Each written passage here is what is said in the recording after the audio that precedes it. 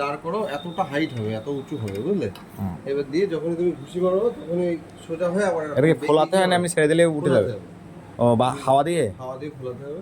ওই এটা কি প্লাস্টিকের মানে কাগজ টাইপের ওটা? যেমন ওই চেয়ার হয়, বসার যে চেয়ারগুলো হয় ওই টাইপের জিনিস, মোটা একটু জিনিস হয়, একটু কোয়ালিটি ভালো।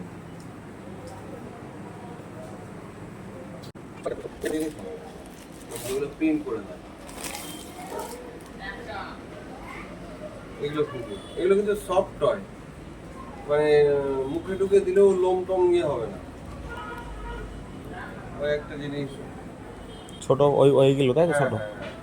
আমার সোনামায়ের জন্মদিন, সেই উপলক্ষে সোনামায়ের বাবা আর দাদা চলে গিয়েছিল গিফট কিনতে। তো আমার বাবু সোনার ছিল সানডেতে গানের ক্লাস, ওখান থেকে চলে গিয়েছিল তার মামার দোকানে গিফট কিনতে। তো এই দাদা ভাইয়ের দোকানের ভিডিও তো আগেই প্রোভাইড করা আছে। তো এখানে প্রচুর তো খেলনা পাওয়া যায়। তো আমার সোনা বাবা এখান থেকে কি খেলনা কিনছে সেটাই তোমাদের দেখাবো। তার ছোট্ট বোনের জন্মদিন, তো সেও চায় যে কিছু গিফট দিতে। তো কি এখান থেকে কিনছে দেখো তোমরা।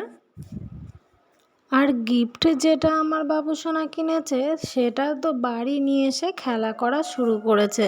জন্মদিনের সারপ্রাইজ আর থাকলো না বোনের জন্য, কেননা দুজনেই খেলনাটা নিয়ে এসে খেলতে বসে গিয়েছিল।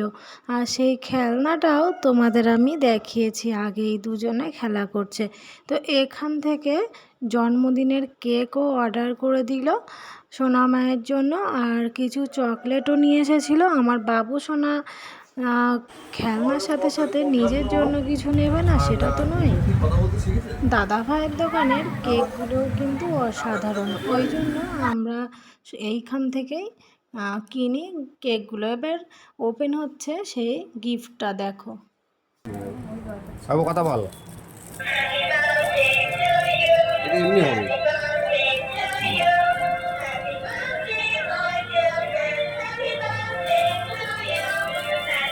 চেঞ্জ হবে এক একটা। ফটো ফ্রেমগুলো কেমন দাম গো? ধরো ওটা ধরতে হবে তুই। ফটো ফ্রেম ফটো ফ্রেম মোটামুটি ধরে 150-60 টাকা।